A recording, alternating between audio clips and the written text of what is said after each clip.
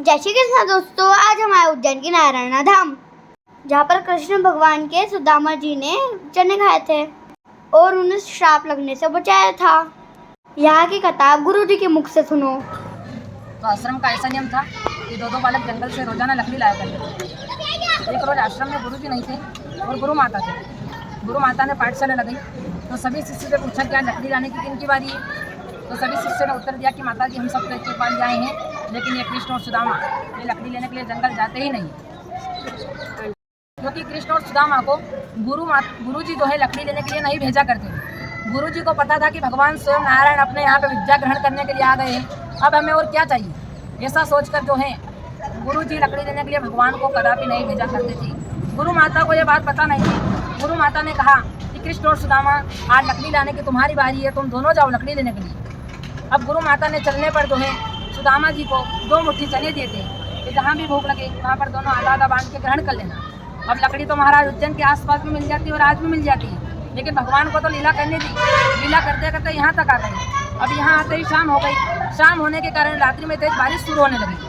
तो उत्तर की साइड में एक स्वर्णगिरी पर्वत है, यहाँ से 1 किलोमीटर की दूरी पर, वहाँ से लकड़ी का गट्ठर बनाया और सिर पर धारण करते हुए यहाँ आ गए। यहाँ तेज बारिश शुरू होने लग गई तो सुदामा जी दुबले पतले ब्राह्मण सुदामा जी थक गए। सुदामा जी ने कृष्ण भगवान से कहा कि प्रभु मुझसे आगे बढ़ा नहीं जा रहा है, कुछ क्षण यहाँ विश्राम कर लेना चाहिए। तो विश्राम करने लग गए। तो जो सूखी लकड़ी का गट्ठर सिर पर धारण था वो इस साइड में सुदामा जी ने रख दिया, उस साइड में कृष्ण भगवान ने रख दिया। दोनों मित्र विश्राम करने लग गए। अब पानी तो भगवान के लिए आया था, थोड़ी देर में खुल गया। खुलने पर भगवान ने देखा तो रात हो चुकी थी। भगवान ने कहा कि क्यों ना रात्रि विश्राम यहीं कर ले, सुबह ब्रह्म मुहूर्त में उठ के आश्रम पे चल जाएंगे। ऐसा सोचकर भगवान और सुदामा जी दोनों विश्राम कर। अब रात्रि में जो है सुदामा जी की नींद जल्दी खुल गई। सुदामा जी के पास गुरु माता का दिया हुआ चने का प्रसाद था। सुदामा जी ने सोचा भगवान सोए हुए हैं, सोए हुए को जगाना गलत बात है। क्यों ना गुरु माता ने कहा था कि दोनों आधा आधा बांट के ग्रहण कर लेना, मैं मेरा हिस्सा बना लेता हूँ और खा लेता हूँ और भगवान के हिस्से के चने रख देता हूँ। लेकिन सुदामा जी बचपन से ब्राह्मण पुत्र थे, ब्रह्म ज्ञानी थे। सुदामा जी को बचपन से ब्रह्म का ज्ञान था। सुदामा जी ने जैसे ही चने के 2 भाग बनाए, सुदामा जी को एक नई बात पता चली कि यह तो एक श्रापित चने हैं और इनको जो भी खाएगा वो दरिद्र हो जाएगा। सुदामा जी ने जैसे ही चने हाथ में लिए और 2 भाग बनाए, सुदामा जी के दिमाग में एक नई बात पता चली कि यह तो एक श्रापित चने हैं और इनको जो भी खाएगा वो दरिद्र हो जाएगा। अब श्रापित चने कैसे थे ये भी मैं आपको कथा के बाद में बताऊंगा। अब भगवान सुदामा जी ने सोचा कि यदि ये चने मैंने फेंक दिए तो गुरु माता के आदेश का अपमान होगा, और यदि ये चने मैंने भगवान को खिला दिए तो संसार के नाथ ही अगर जो दरिद्र हो जाएगा तो कलयुग आना बाकी है, संसार को कौन संभालेगा। ऐसा अनुभूति करके सुदामा जी ने अपने हिस्से के चने तो पा लिए थे, लेकिन भगवान के हिस्से के चने भी ग्रहण कर गए।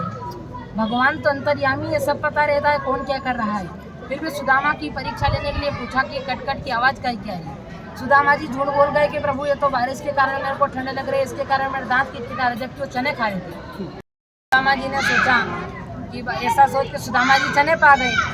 अब भगवान तो अंतर्यामी है, सब पता रहता है कौन क्या कर रहा है। फिर सुदामा जी की परीक्षा लेने के लिए भगवान ने कहा कि सुदामा जल लाओ, हाथ मुँह धोएंगे और जलपान करेंगे। सुदामा जी ने कहा बियावन जंगल महाकाल वन है, मैं यहाँ जल कहाँ से लाऊं। कि सुदामा यहाँ से मिट्टी लगटाओ। सुदामा जी ने यहाँ से मिट्टी लगटाई तो सामने जो कुंड है उसको दामोदर कुंड बोलते हैं। यहाँ दामोदर कुंड का निर्माण हुआ। यहाँ से फिर कमंडल भरा, भगवान को दिया, भगवान ने हाथ मुँह धोए, सुदामा जी ने हाथ मुँह धोए। फिर भगवान ने चने मांग लिए कि मित्र गुरु माता ने चने देते वो लाओ, कि वो तो मैं पा गया कि मेरा हिस्सा, कि प्रभु मैं आपका हिस्सा भी ग्रहण कर गया। कि अरे मित्र तुमने मित्रता के नाते क्या किया, वो तो दरिद्रता के चने थे, श्रापित चने थे। इसीलिए कृष्ण और सुदामा की मित्रता को सर्वश्रेष्ठ कहा जाता है कि मित्रता हो तो कृष्ण सुदामा जैसी। कि कहाँ सुदामा द्विज कंगाल, कहाँ जगतपति श्री गोपाल, सादर धोते चरण सवाल, परम स्वदेश से दीन दयाल।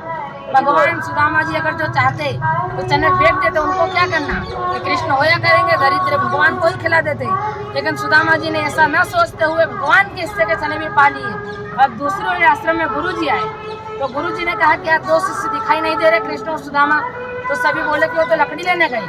कि उन्हें लकड़ी लेने किसने भेज दिया, कि माता जी की आज्ञा से गए। तो गुरु जी ने कहा कि वो कृष्ण आने वाला नहीं है, उसे जहाँ लीला जम जाएगी वहाँ लीला करने लग जाएगा। गुरु जी और सभी शिष्य भगवान को ढूंढते हुए यहाँ तक आए। यहाँ नारायण नारायण नाम की तपस्या करी, इसीलिए इस गांव का नाम भी नारायणा पड़ गया। उन्हीं जी और उनके सभी जो साथ में भगवान के मित्रगण आए थे, उन्होंने यहाँ नारायण नारायण नाम की तपस्या करी, इसीलिए इस गांव का नाम नारायणा पड़ा। फिर यहाँ से भगवान को विदाई विदा करके आश्रम पर ले गए। वहाँ भगवान ने 64 दिन में 64 कला सीखी। गुरु जी को गुरु दक्षिणा दी। गुरु जी को गुरु दक्षिणा देकर भगवान द्वारिका गए। सुदामापुरी चले गए। सुदामा जी को सुदामापुरी में श्राप लगने लगा तो सुदामा जी की हालत ऐसी हो गई थी कि सुदामा जी की पत्नी एवं बच्चे भूखे मरने लगे।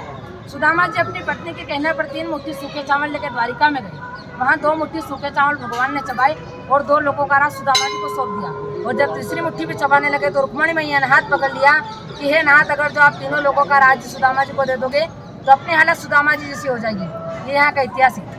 बोलिए गोपाल कृष्ण भगवान की जय। सुदामा जी महाराज की जय। पूरे विश्व में एकमात्र मंदिर है कृष्ण और सुदामा का, प्राचीन मित्रता के नाम से।